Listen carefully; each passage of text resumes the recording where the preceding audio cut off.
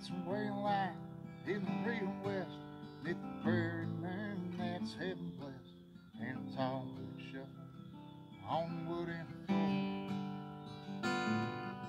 It's a clean white shirt on a Saturday night and a long cold beer. It's pure delight, and if you heard me say it, there's a whole lot more. It's a way of life in the real west. I know a city girl is gonna confess to be a cowboy angel, and I know what for. It's a way of life in the real west, where your time is yours when the sun sets and the stars rise up to light western skies.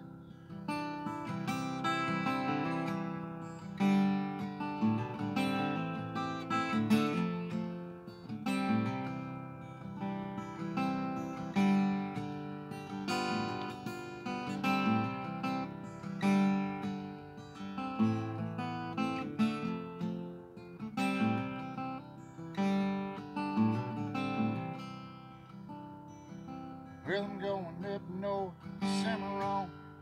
If I'm lost, you know I'm gone. With spurs and chains, all the work in town. It's a way of life in the real west. If I had my way, I guess I'd ride and roll, wrangle till the day I die. It's a way of life in the real west. I know a city girl is gonna confess to be a cowboy's angel, and I know what for. It's a way of life in the real west. And if I had my way, I guess I'd ride and roll, wrangle till the day I die. Where the stars rise up to light western sky. That's a good one. It's a little song by Tishina Hosa from Santa Fe, New Mexico. Wow, that's a good one. That's a good way to start out. You see the background, looks like we're in the forest. We got our campfire going. We're doing some cowboy songs. This is it does look like we're in the forest, but I want everybody to know this is just my little piece of heaven. This is my little corner here, my little backyard fire space. I need a space like that, you know. I got to keep it real. It's perfect. You can look that way, the house is over that way, but back here it looks like we're in a park. And you can hear dogs barking. The hounds are going in the background, and it feels like we're somewhere we're not. Somewhere we're not. Yep. That's all there is to it. That's why I love, you know, when we came to look at this house, I said, this is the one, because when you get back here and you sit by the fire and you're by the, it doesn't feel like you're in suburbia, you know? No, not at all. Not at all. That's what I was saying when I walked in. I'm just looking past through in here, and it's just a giant woody area back there. You hardly see the houses. Yep. And they said when the summer comes, all the greenery comes up there, and you can't even see anything back there. So. Nope, you can't. And right on the, I mean, you can't even see my little wire fence here, probably on the shot. But on the other side of that is Westlake. So that's where we are. We're not out in the country. Yeah, we're not out in the country. We're in the mean streets of North Olmsted right here, yeah. bordering on Westlake Town, which is pretty you know, cool. They told my son when we moved here, one of his teachers at school asked where he lived in town, you know, and he told them where we lived, and they said, oh, that's the bad part. That's the rough part of North Olmsted. Apparently this guy has never lived, you know, anywhere but the suburbs, because this is a scary neighborhood to him. I grew up in East Bay Village, so anytime they talk about Bay Village, they say, well, Bay Village is great, but there's a dividing line down there too, so it's Dover Center. If you're east of Dover Center, you're not highfalutin like the folks on the west side. You're in the slums of Bay Village. You're in the slums. We were on the lake too, so we're on Lake Road. So you grew up on Lake Road. Ooh, mansions out there. Yeah. I mean, dude, buses go down Lake Road. That's it. We're on the bus line. It's a big city. It's big, but we lived on the south side of the road, so we were never. You live on Lake. I'm like, yeah, well, we live on the south side in a little 3-bedroom ranch that was built in the 50s. It's falling apart next to a bunch of $1 million mansions. So yep, I live in Bay Village. It's great. You were the guy all the neighbors hated. That's it. They're bringing their property values down, having parties. You didn't even have a pool. No pool. No pool. No pool at all. That was it. That was it. Yeah. So growing, but it's nice. I mean, we're here obviously because it's a good place to shoot. I mean, we're banned we're banned from a lot of establishments now, or people don't want us. People don't want us anymore. For once, we didn't even do anything. We did nothing. We did nothing at all. It was all Mike DeWine, and Mike said, no, you guys are way too big now. There's no way we could have you come out without at least 50, 60 people coming to see us shoot. But so no, we do it in secret. We do it in secret. In my what would you call something like this? Not a hideaway, a retreat. A retreat. That sounds much better. It sounds more Westlake than North Homestead. It's like my old West hideout. That's it. This is where it's at. So I've had a couple people cancel on things that we're trying to reschedule dates and everything, and I reached out and Gia said I'll do another one anytime you want. And I said, well, how about this week? Yeah. So, well, it's Thanksgiving and everything, but at the same time, he's like, how's Friday? All right, let's do Friday. So we're out here doing this, and I didn't bring any records. I didn't bring anything. I just wanted to focus on songwriting, on the songs and everything. So right on. I brought my the Shiner, Holiday. That is the best Christmas ale or Christmas beer that's ever been made by anybody anywhere. It's a Shiner Holiday Cheer. I haven't tried them all, but I'm still confident in that statement. It's wonderful. And I think one of the things you turned me on to was this, and at Town Fryer, it was a staple. It's pretty much the only place you could get a Shiner in Cleveland. I can tell you a secret about Shiner beer, or a cool little insider. I am the reason that Shiner beer exists in Ohio. I was going to ask that question because I never heard of it before. I did that. And where did it come from? Is Shiner like Shiner is brewed in the Spetzel Brewery in Shiner, Texas, right outside of Shiner, Texas. And the Spetzel Brewery was started by Cosmo Spetzel, way back in the day. He was a German immigrant. There's a lot of German immigrants settled Texas, especially South and East Texas. And Shiner, they say that the Spetzel Brewery is the oldest continuously operating brewery in the United States. I don't, several other places make that claim. I like to think it's Shiner. But they say they're the oldest continuously operating brewery in the United States. And they've been brewing Shiner beer there since I forget how long, but it's been a long time. Is it a staple there? Is Shiner is the Shiner the beer of Texas? Because I think of Hank Hill and Alamo beer. There's no such thing as Alamo beer as far as I know. But I think Alamo beer was kind of a take on, without getting into copyright issues or licensing. I think that was kind of their version of Lone Star, which, Lone Star, it's a Texas beer. It's a good beer. But Shiner is, to me, now since the explosion of all the craft beers and microbreweries, they didn't have that when we were kids. No. And Shiner was considered a pretty highfalutin, fancy, craft, it was a big deal. But it's never come to the Ohio state line. No, well, it was never in Ohio at all. And when Susie opened the Town Fryer, way back in the day, 39th and Superior, Clint Holly introduced me to her. We went in there one night and had a couple of beers. And Clint introduced me to Susie, and we were getting along pretty well. And she had a band, her house band on Friday nights was a blues band. And they played there for a little bit, and they canceled. One of the guitar players had to have surgery on his hand or something, and they canceled the gig. And she actually called Clint to see if his band could fill in, and he couldn't do it. So he told her to call me and to see if my band could do it. My band was free, so we went in there and ended up being the house band every Friday night for the whole rest of the time that she was open. But Susie being Susie, she grew up bouncing between New Orleans and Houston, Texas.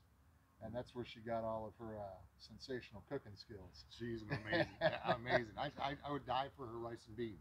But she was trying to get more of a Texas vibe in the bar, and more of that South Texas music hall, like Green Hall in the Hill Country and all of that going on, in addition to the New Orleans flair that she already had in spades. And she said, what do I need to do to get more of that in here? Well, and I said, you need Shiner beer. You went like I said, you need Shiner beer. And she looked at me and she goes, by God, we do need Shiner beer. And it took, I think, about 4 to 6 months after that of her browbeating all the distributors trying to get Shiner, because none of them had it. You couldn't get it in Ohio. Wow. And but she finally got one of them to pick up Shiner beer. So the Town Fryer was the first place in the state of Ohio to have Shiner beer.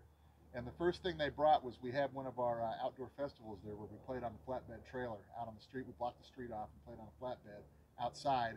And they brought us a little, like a quarter barrel or whatever, of Shiner Bock, just for the bands. That was the first thing we got, because they got it sent as a sample or whatever.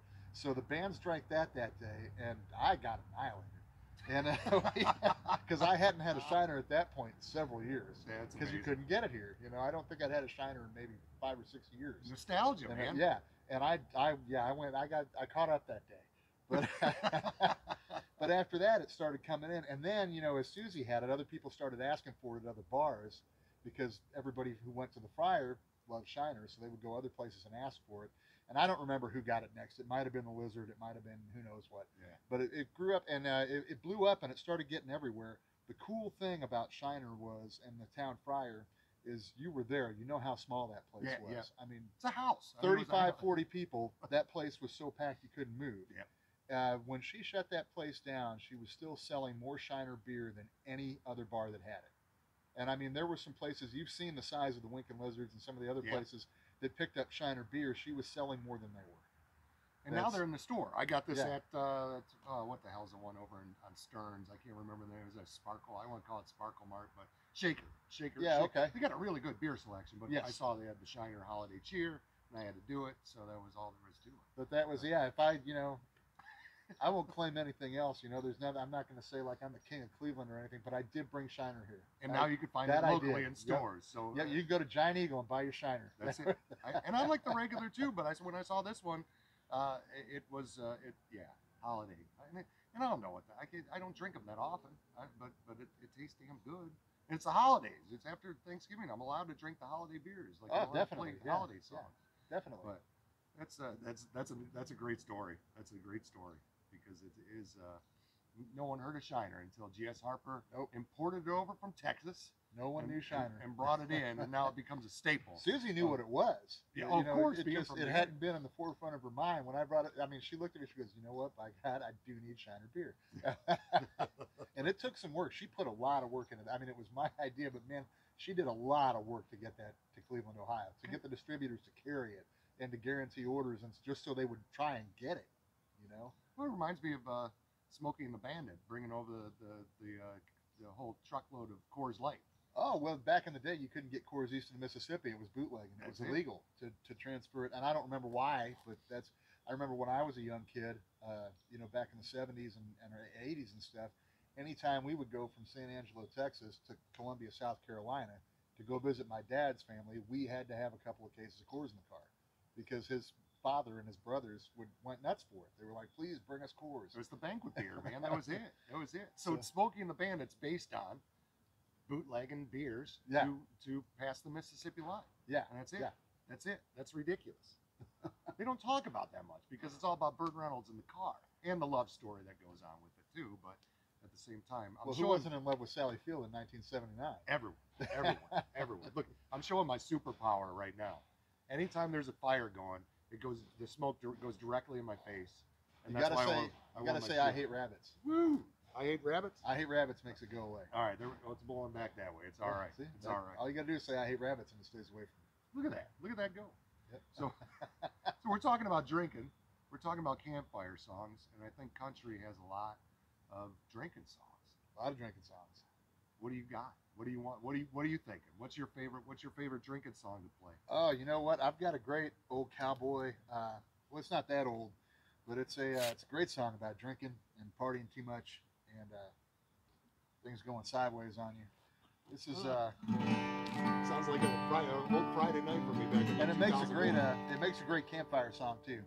This is a song written by Blackie Farrell. It's been covered by just about everybody in the alternative country and Texas music scene. But it was originally written by Blackie, and I like his version the best. But I'm gonna try and do it justice here. This is called Sonora's Death Row.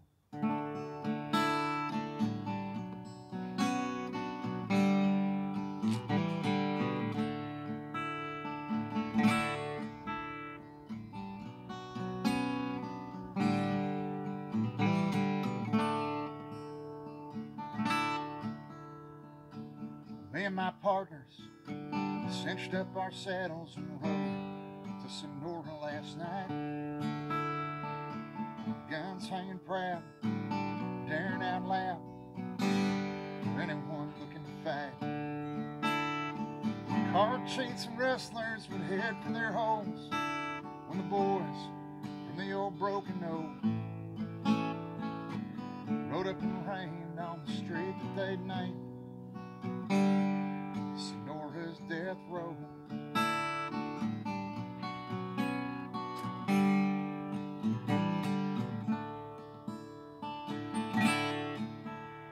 Where the mescal's free at Amanda's Saloon, for the boys from the old Broken Oak. Saturday nights in the town of Sonora are the best in all of Mexico. They got guitars and trumpets and sweet senoritas, won't want to let you go. You'd never believe such a gay, happy time on a street called Sonora's death row.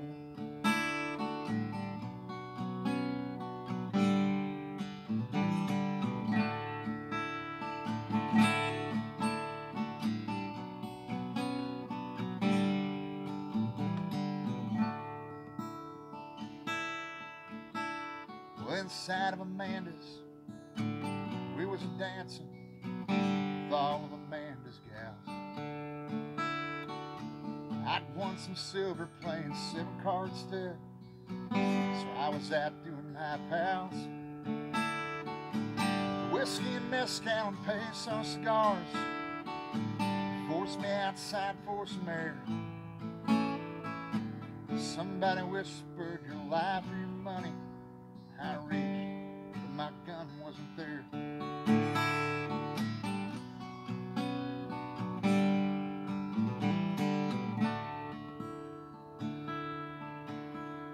Well, I woke up face down in Amanda's back alley, aware of the fool I had been.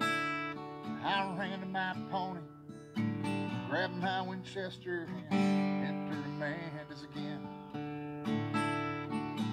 I saw my partner twirling my pistols, throwing my money around.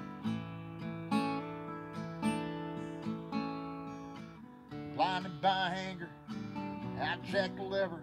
That man fell to the ground.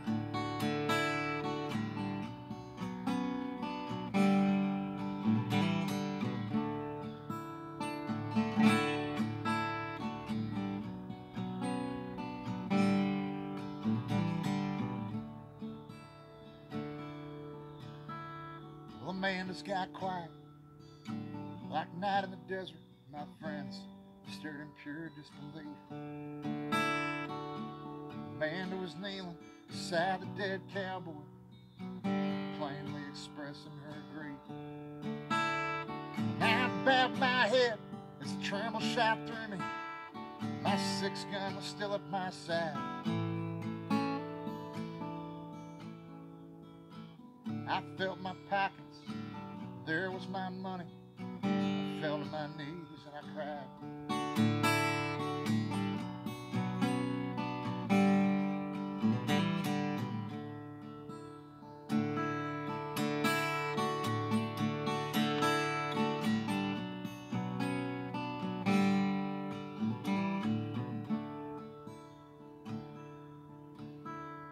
The nightmare of mezcal was all it had been. No one had robbed me at all. Now I wish I was dreaming the sound of the gallows that they're testing just outside of the wall. Is the mezcal still free at Amanda's Saloon for the boys from the old Broken Hoe? I'd give a ransom to drink there tonight and be free of Sonora's death row. Yeah, I'd pay a ransom to drink there tonight and be free of Sonora's death row.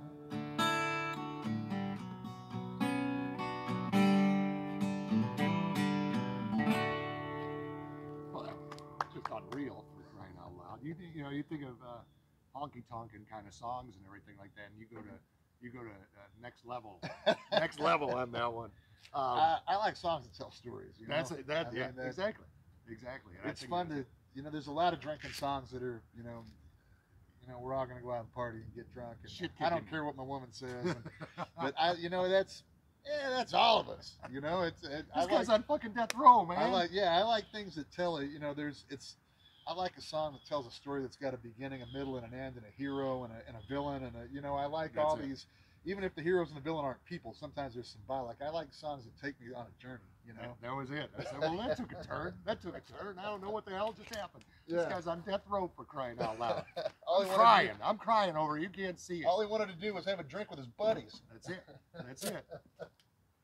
Oh my goodness. Oh. So, you know, we'll get dark.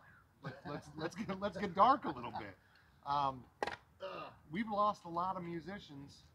Oh, Not to COVID. You know, we've lost quite a few to COVID. John Prine. John Prine, big one. But I mean, I think about you know, we're getting older, and our heroes are leaving us. Oh yeah, and it comes with the territory, but that doesn't make it any easier. I think for me, it started with Bowie, and I'm sure there were other ones before that. But I think for me, when it hit the hardest, You know, that's I thought that I knew what it felt like to really like be affected by somebody like that. You know. Yeah. But Bowie and Prince, Bowie, like Prince, back to and Petty, back like those that. were the Oh, three. Petty was a slam man. Petty ripped my guts out. Yeah, and I think that, and I've never been affected like that. I think I was affected. You know, I'm a big NXS fan. I was big affected when Hutchins killed himself, and I think that when those artists, the tortured souls that killed themselves, and you go through the list of, you know, Cobain, if you believe it or not. I mean, I still have doubt of what happened to Kurt. We'll never know. We'll never know. And but Michael was the first, I think, that I was in love with that had passed. And then you go through, and there's a little lull in that, and it comes down to then it's Chris Cornell and Chester from Linkin Park. Oh yeah, that guy. You know, so it's just one of those things. The musician, the tortured soul of the musician, and that's why I talk about that, because that song. Well, I mean, even we talked about Townes Van Zandt last time, and I mean, you can't rule his death as suicide, but really, it took him 40 years, but that's what it was. Yeah. You know. Yeah. I mean that.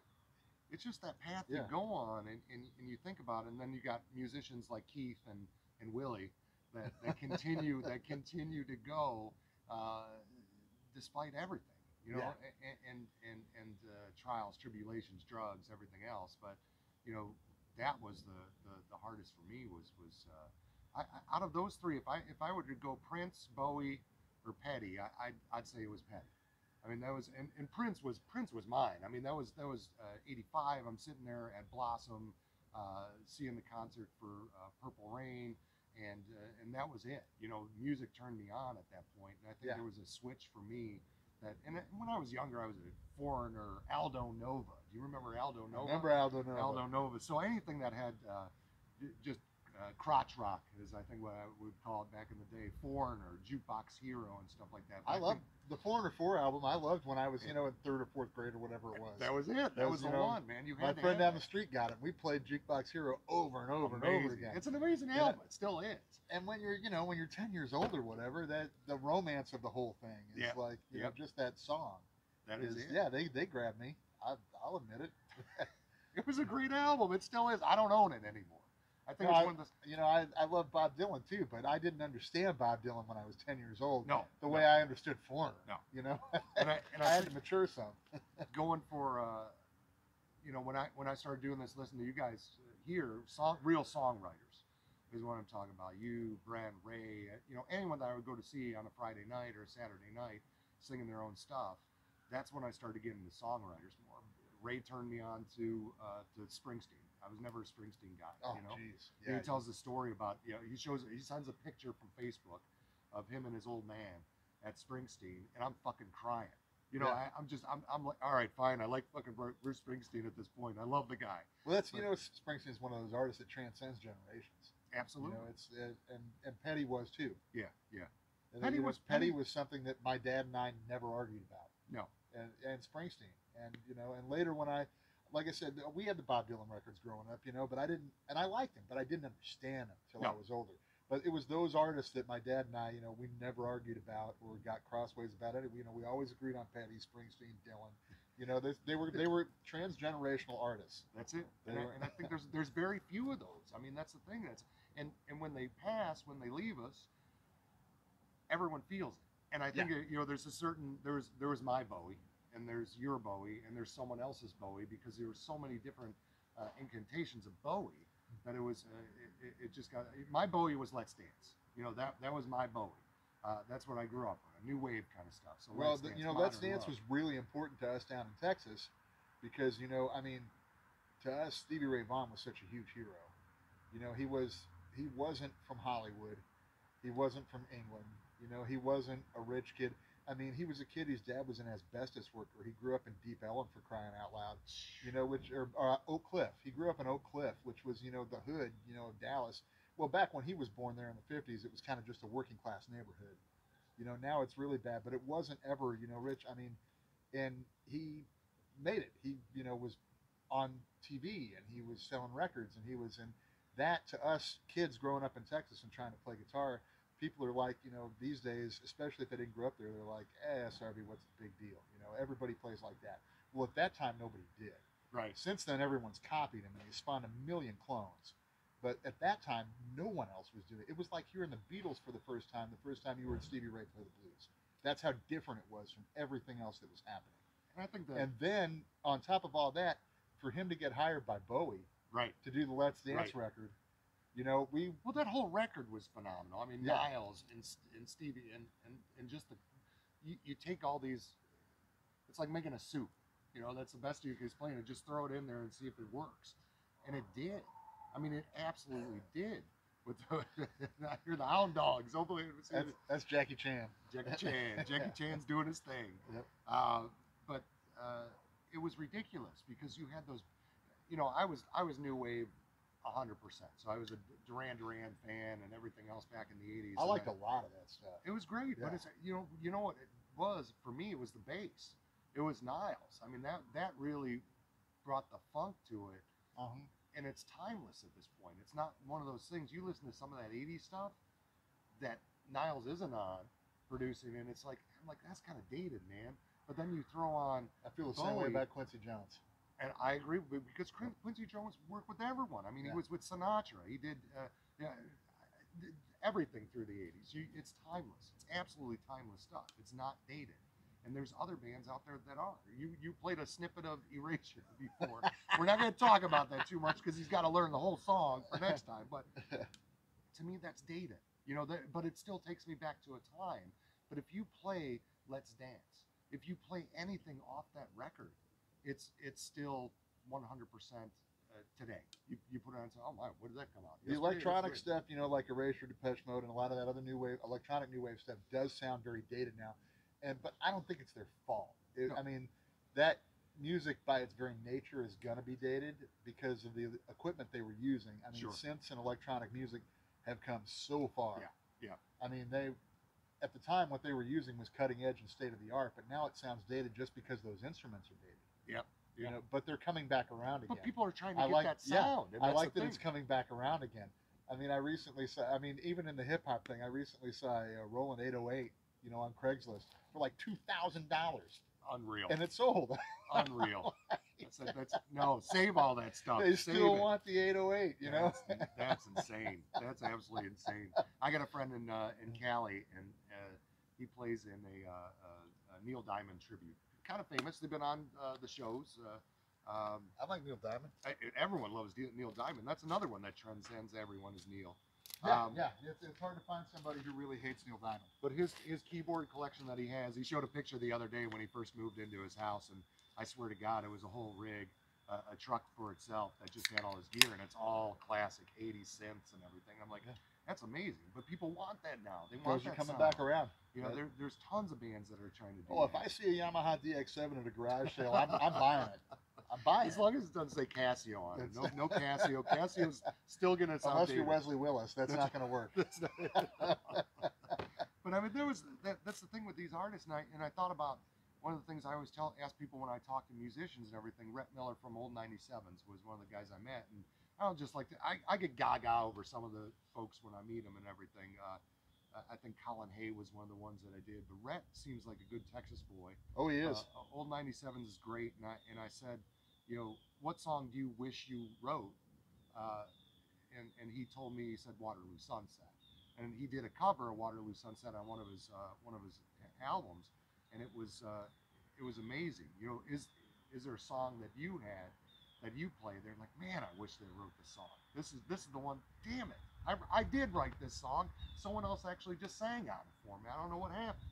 Oh man, there's a lot. That's because there's so many great songs. Geez, man, it's hard to say.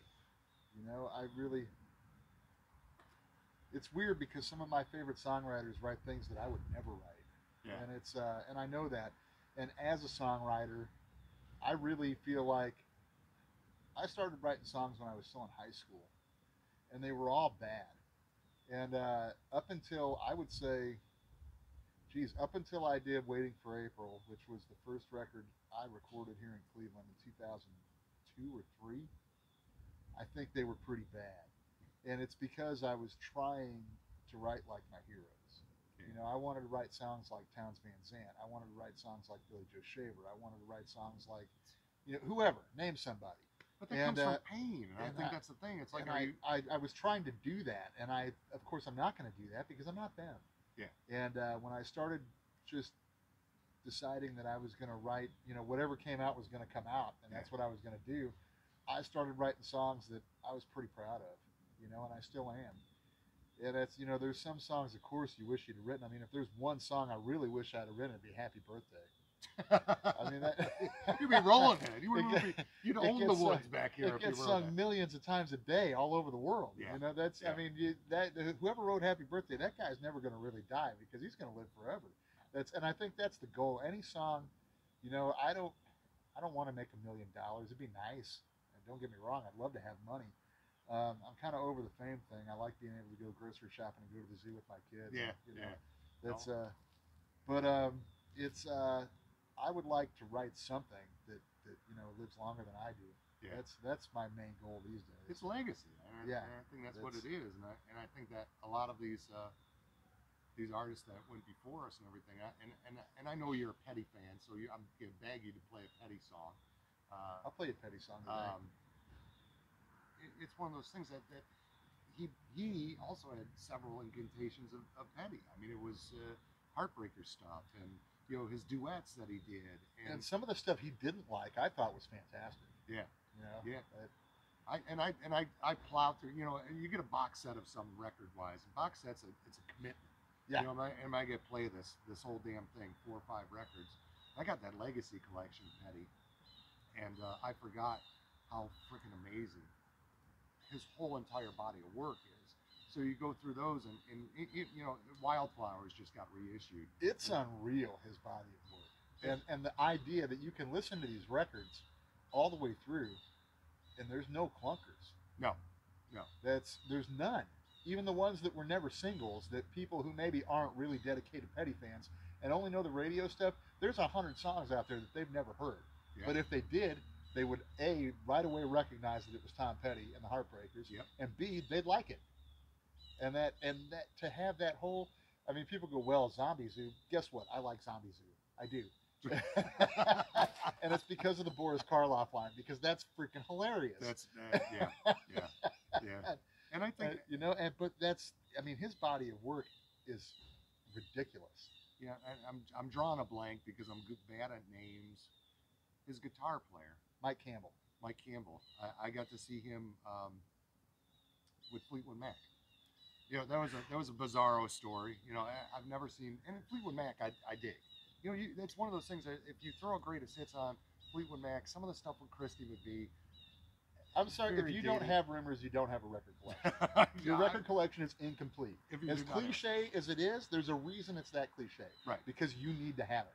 It's like Steely Dan's Asia. It has to be in your collection, or you don't have a complete collection. That's it. You're done. You're done. There's certain ones that are must-haves, and that's one of them. And I think I never saw Petty. I never saw him live. I never saw Petty. My wife and son went to the last tour and saw him here in Cleveland, and I was on the road. And I couldn't go because I was on the road. I was on tour. and I will forever be bummed as hell that I missed that show, And he because came a a lot. couple of months later he was gone. And I remember sitting the day that he passed away. I was sitting. I don't remember what restaurant we were in, but I had taken my son out to lunch, and my son and I were sitting eating lunch, and he's also a gigantic Petty fan. And it was one of those lulls where we're waiting for our drinks to be refilled or whatever, and I just popped open Facebook on my phone, and my jaw dropped, and I looked at my son and I said, Tom Petty died. And there was silence for the rest of the meal. Wow. Like it was crazy. Yeah. And I think that, like Campbell, as much as I don't remember his name, and that's the thing I get to, is that I don't remember his name, but his sound is absolutely signature. So why don't I, that whole band, as a matter of fact. The whole band, for sure. But I think Campbell, I don't think it's weird. Tom Petty and the Heartbreakers is one of those bands. I don't, as important as Tom Petty is in that band, I don't think he's more important than Mike Campbell was. Okay. To their sound and their vibe and what they accomplished. I think without Mike Campbell, with any other guitar player in that spot, that band doesn't become what it was. Wow. And it is. It's one of those things that it's kind of like, we've talked about this before, and this is totally off the subject of Tom Petty, the dude that played guitar with Pat Benatar. Neil Giraldo. Neil Giraldo has a freaking sound that you wouldn't recognize anywhere, and I heard it, and I was playing a Lou Reed record, or something along, it was Lou Reed, wasn't it Lou Reed? I think so. And I think he was playing one of those songs. He's like, you know what that is? That's Neil Giraldo from Pat Benatar. I'm like, fucking sounds like Pat Benatar. I get it. Certain guitar players carry that certain sound, like Campbell does. So, and they kind of sit in the back and let the other people take the spotlight. So Petty takes the spotlight. Pat Benatar takes the spotlight. We talked about Meatloaf last time. Meatloaf takes the spotlight, but there's the guitar. What song from Petty that you could play? Where's the guitar take the spotlight? Where's that one that you think is one of the ones that this is a guitar song? If there's one that I can name as a standout guitar song, it would probably be from Wildflowers. It'd be Honeybee. All right. That fuzzed out guitar riff and that goes through the whole thing, and it's that repetitive. I mean, that song doesn't exist without Mike Campbell's fuzzed out buzzsaw guitar on that tune. That's amazing. It's amazing. It's an amazing song, and I think that there's a huge nostalgia for that Wildflowers album. That's been unavailable for years, and we finally put it out again. It's my favorite Petty album. I think it's a lot of people's. It's a lot of people's, and they go nuts over. And Wildflowers, probably one of the best fucking songs ever written. I mean, it's just one of those ones that it's like, wow. I was living in Wisconsin when that came out. Was that 95? It came out summer 95. It came out, I was in New Mexico working a log camp for the ranch, Philmont Scout Ranch. And so I wasn't aware of it when it dropped because I lived in the backcountry, in the freaking mountains. We didn't have electricity. We didn't have running water. They sent you telegraph. We didn't have anything. Pony Express came to give you the record. But at the end of that season, at the end of the summer, I ended up through a weird set of circumstances that would take way too long to get into now. I ended up living in La Crosse, Wisconsin for that fall and winter. And when I landed there, one of the first people I made friends with was this guy who owned a bar called Nighthawk's Tap. His name was Raz. I never knew his whole name. His name was just Raz. And it's like Otis. Yeah, his name was Raz. And we were in there one night, and I was playing, Petty songs on the jukebox or whatever. And he came in with the CD to add to the jukebox. He goes, "Hey, I finally got the new Petty." And I didn't even know there was a new Petty.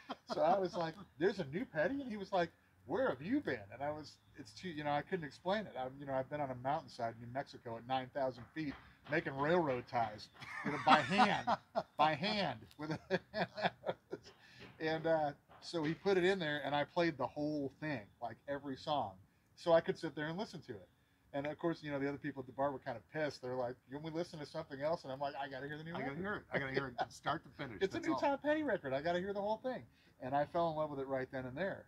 For as much of a amazing album it is, critically and to fans, there really weren't hits.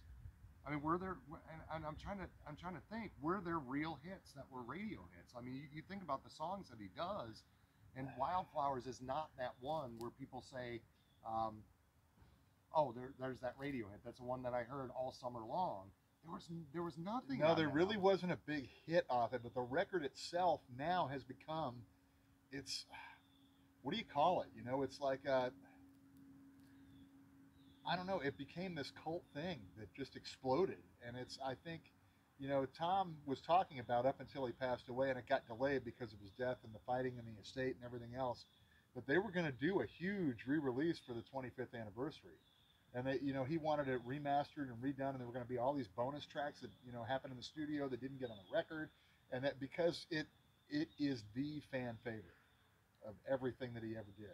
And that amazes me. I mean, because that's where you become fans of an artist versus a radio listener. Yeah, consumer, exactly. Yeah. So do you want the just all hits? And I love hits. I'm people rag on my ass all day long. I love hits because I love hits.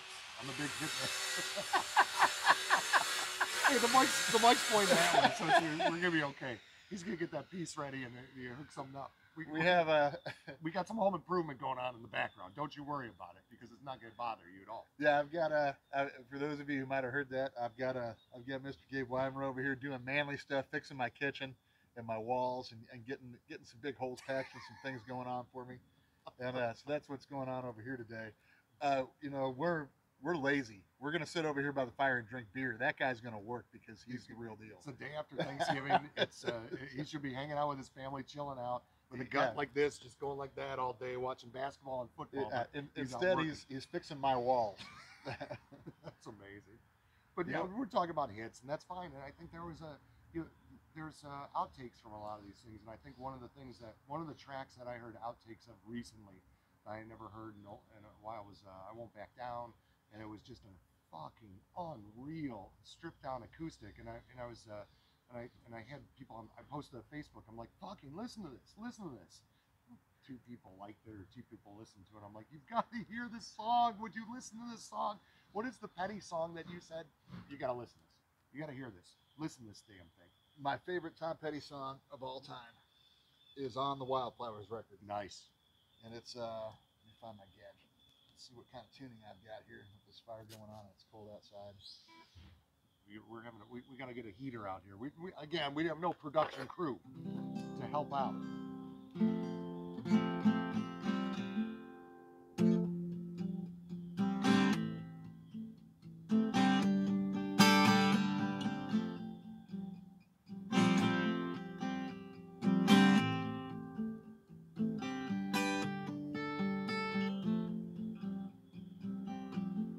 Waiting by the saddle road, day to break so we could go down into Los Angeles.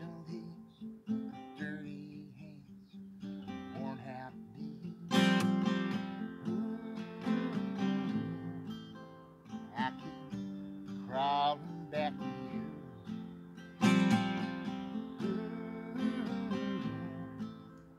I keep crawling back to you. Ranger came with burning eyes, chambermaid woke surprised, thought she'd seen the last of him. She shook her head, let him in.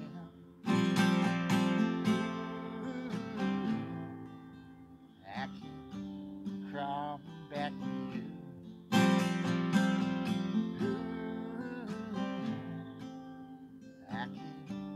Crawling back to you. And baby, there's something in your eyes trying to say to me that I'm gonna be alright if I believe in you. That's all I wanna do.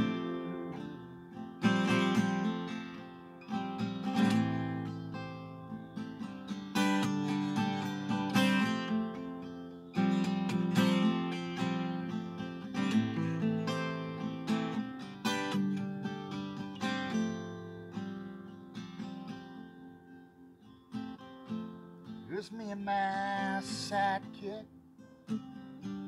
He was drunk, I was sick. We got caught up in a barroom fight, telling Indian to shout out the lights. I'm so tired of being tired. Sure as a night will follow the day. Most things I worry about never happen anyway. Ooh, I keep crawling back to you. Ooh, I keep crawling back to you. Ooh, I keep crawling back to you. Ooh, I keep crawling back to you. That's unreal. And you know, you listen to it. I know the song. I know the song word for word, note for note. And you know, when you play it, I think about all those things that we talked about. I mean, that's the signature guitar sound. How do you not go into petty mode? You know, that's the thing. When I'm singing something, I mean, I'm a karaoke singer at best, and I'm an imitator. When you hear that song, when you hear a song that you want to do, how do you do that to take petty out of the equation? Because I hear you hear a little petty in there, little inflection, but there's imitators and there's tributes, you know, and there's people that make it their own, and you make your stuff your own. And how do you take that out? Because you've heard that song 9 million times. I put a lot of thought into it. I just do shit the way I do it. You know, well, that's another thing, you know, like I said about the songwriting. When I stopped trying to write songs like the heroes that I admired and started just writing whatever I was writing, you know, whatever came to me and whatever I was feeling, I started writing decent songs. And the same thing happened to me when I stopped trying to, you know, impersonate other vocals and, you know, other vocalists and singers and guitar players. I found out who I was. And luckily, it didn't suck to the point that people ran away. You know, I've been very lucky in that I've been able to sing the way I wanted to sing, play the way I wanted to play, and only play, even when I play in cover bands or go do cover gigs, I have a rule that I only play songs that I like. Yeah. You know, I won't play anything because it's a hit or because people like it or because it makes people dance. If I don't like it, fuck it, I'm not doing it. Yeah. And you know, and I've been the same way with the people that I play with. If I don't like you, I'm not playing with you, because this is supposed to be fun. We're supposed to be able to feel this and get together. And I mean, it is my job, but it's not that kind of job. If I wanted to do that, I could have any job. Yeah. You know, what would be the point of being a musician if I was just going to do the same bullshit I'd have to do anywhere else? Yeah. And but I've been very lucky in that I've been very cocky and egotistical to the point where I'm like, I'm not going to give you what you want. I'm going to do what I want, and if you like it, great. And if you don't, I don't really care. That's it. You know, and not that I'm a dick about it, but it's like I don't exist to please you. Yeah. You know, that's, if I wanted to do that, I could be a waiter. Right. Not that there's anything wrong with being a waiter. I don't want people to look at this at home and go, fuck this guy. But that's not what I mean. Go get your shine box. You know, that's it. You know, so you do perform for me that yeah, I'm not a dancing monkey. You know, no. And that's you see a lot of them out there. I am very grateful when people throw quarters at me. That's but I'm not a dancing monkey. You got to ride that line, you know, right down the middle. So can you play that? And I think back to the story I was doing, and everything goes back to fucking Meatloaf for some reason. I have no idea why. Meatloaf? I have an obsession with Meatloaf, and I'm not ready to admit it at this point. But the piano guys, the dudes that do piano all the time, they have to know 7 million fucking songs, and they've got to do them because it depends. I mean, I know a couple thousand.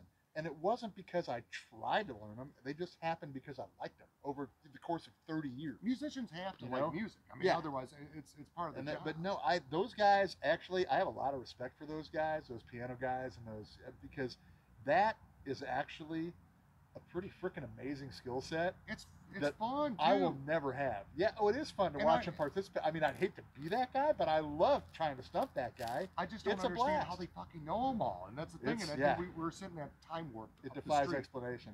And we were battling between two tables. There was someone that wanted to hear fucking Meatloaf, and I was paying not to hear Meatloaf. So it became this bid, like an eBay thing, going back and forth to say, please don't play that fucking song. Please don't play that song. And then finally, like, and that's how they make their money, though. So, Yeah. you know, you're in that show, you're in that fucking thing at that time to say, well, I'm going to pay $60 so you don't pay that. I think it got to almost $100 to not play I've Meatloaf. seen that. I saw that in a bar in New York where a guy was like, I'll give you $100 to play this. And another guy was like, I'll give you $200 not to play it. And it got to be this hilarious thing in the bar. It was a betting, just Yeah. a bidding war Yeah. at an auction. I was watching that the auto auction last night yesterday because what the hell else is on Thanksgiving? You got Parade. Was it Barrett Jackson? No, it was a Meacham one. I think. Oh, Meacham's good too. Barrett Jackson's my favorite. Barrett Jackson's my favorite too, but Meacham's always on. So it's like the Lions are playing football. You have constants on Thanksgiving. So I watched the auto auction, but that's what it felt like when I was in that moment. Drinks helped a little bit, you know. And you think about it, I'm like, fuck, I just spent $100 not to play Meatloaf. That's my tab, man. That's my tab and some to not play a stupid song. So that's funny. It is what it is. I'm a dick, and I feel like one of those assholes with the wall. Hey, fuck you. One of the secrets to life. One of the secrets to life is that everyone at some level is kind of a dick. Is kind of a dick. That was one of when I look back at it. I just embrace mine a little more than other people. I feel guilt after I'm a dick embracer. That's you are a dick embracer. You're a total dick embracer. I felt bad in the moment. You're sucked in that moment. Yeah. And then afterward, someone's like, "You paid $100 not to hear a fucking song. You're an asshole. I'm a starving artist. Go fuck yourself." And I said, "Oh fuck yeah. You know what? That's fine. Now I feel like the rich fucking guy." Hey, I'll take $100 not to play a song any day of the week. Right. Exactly. Who wouldn't? Yeah. So those guys made their money. Yeah. I mean, you're at a small bar, you know, you know where it is, Time Warp right up the Oh, street, yeah. and you got 15 people coming out to see you play. You bring your fucking pianos. How the hell they did that, I have no idea. They actually have pianos. That's crazy. And that's how they're making their money. But I've never paid to hear a song not played in my life. and that song would have been Paradise by the Dashboard Light by Meatloaf. It's a wonderful song, but nobody needs to hear it again. No. I've heard it enough in karaoke. Can we pause and take a quick break? Yeah. A little intermission? Yeah, absolutely. Yeah, press the pause button. Intermission. I've got to go pay rent on a couple of these beers. All right, do it. Part 2 coming up.